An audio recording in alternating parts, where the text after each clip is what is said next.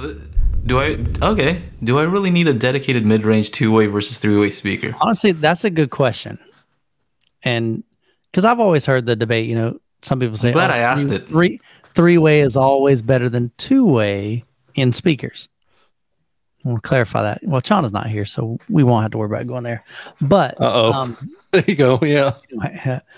But I can tell you this right now, probably some of the best center channels that I've heard were three-way designs, and typically they would have your woofers to the side, and then they would have a tweeter, and then maybe below that they'd have a mid-range, like a dedicated mid-range. And dialogue tended to sound a lot better on those than just your regular horizontal tweeter that has, two woofers and a single tweeter in between. So that I definitely can say. And then even in the 2-channel setup, I had the Martin Logan 60XTIs. That's a 3-way design, has a dedicated mid-range driver. Man, mid-range in that was phenomenal for that little thing.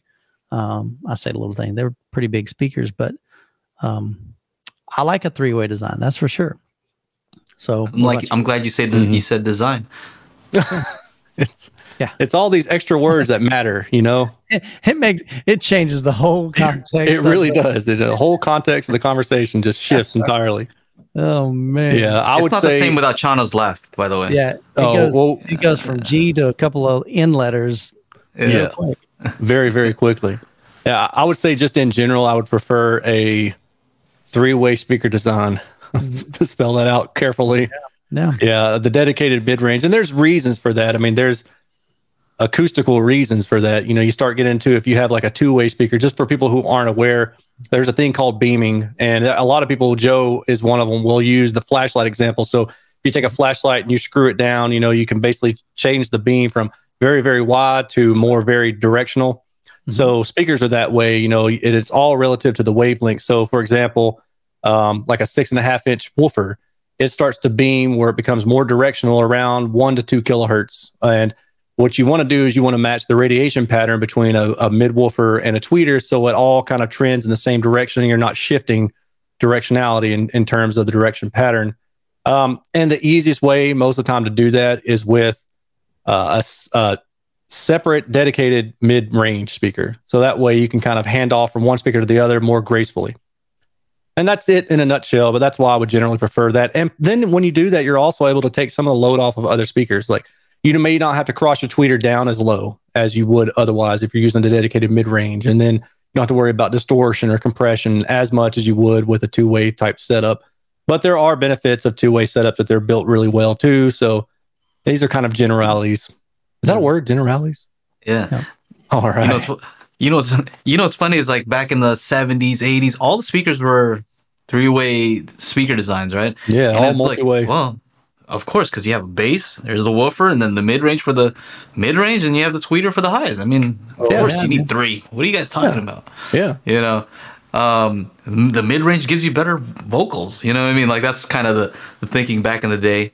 And I guess what I would add to this is I would rather so it depends on the budget, because a lot of times these speaker companies are operating on a budget. So sometimes a 2-way design from the same company, won't say which, might sound better or actually measure better than a 3-way design from the same company, because if they're at the same price point, now you have the issue of 3 drivers versus 2.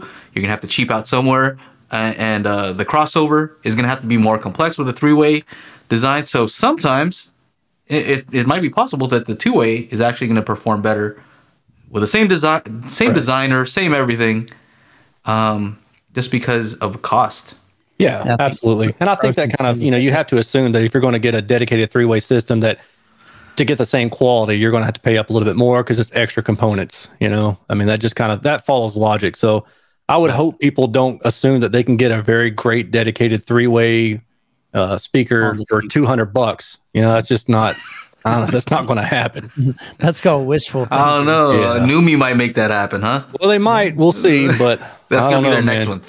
They're going to take you. They can take you up on that challenge. They might. I dare them. I also heard something about like intermodular distortion. Distortion. Yeah.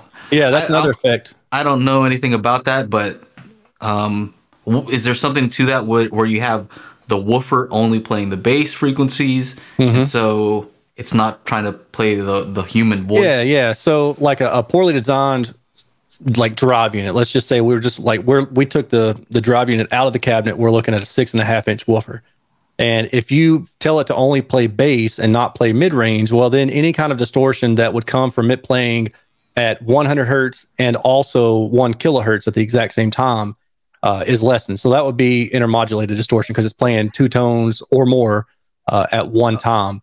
And okay, have you heard that though? Have you heard that? Like, okay, I'm listening to a voice and it sounds like it's like, does it sound like it's fluttering? Or yeah, like that? Well, yeah. So there's 2 things actually. There's amplitude distortion and then there's Doppler effect, and those are both related to intermodulation distortion.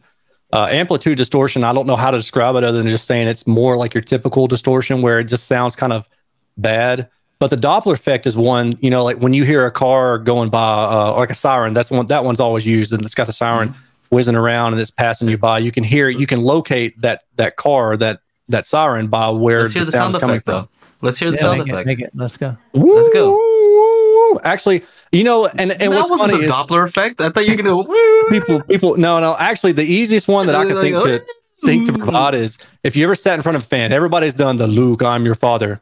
That's the Doppler effect because the sound waves are moving. You know, at the same something else is like generated. So that's essentially kind of like the Doppler effect. Is that the sound? Is that what you do in a fan? You do that? That's what everybody does, man. No, I do the Transformer voice. Which one do you do? A Transformer. Oh my God. More than meets the eye. Yeah. You don't do the Luke, I'm your father? No, I'll try it next time. It's been a long time since I sat in front of a fan talking. Dude, many years. Are you kidding me? Yes, I'm kidding you youth man? Dude, you got so many fans all over this globe. Everywhere you go, they're like, hey, talk to me. And you sit in front of them and you talk to them. Oh, gosh. Didn't you just go and visit one of your biggest fans? I don't know if it's a big fan. Alex? I mean, he'd been on my channel for probably about 2 years. So you sat and talked to him. Yeah, I did. That's taking a quote literally. All right. Awesome. I like it. Yeah, we just went full dad mode. It's all good. Can't talk to a Dyson like the old days. We had another question.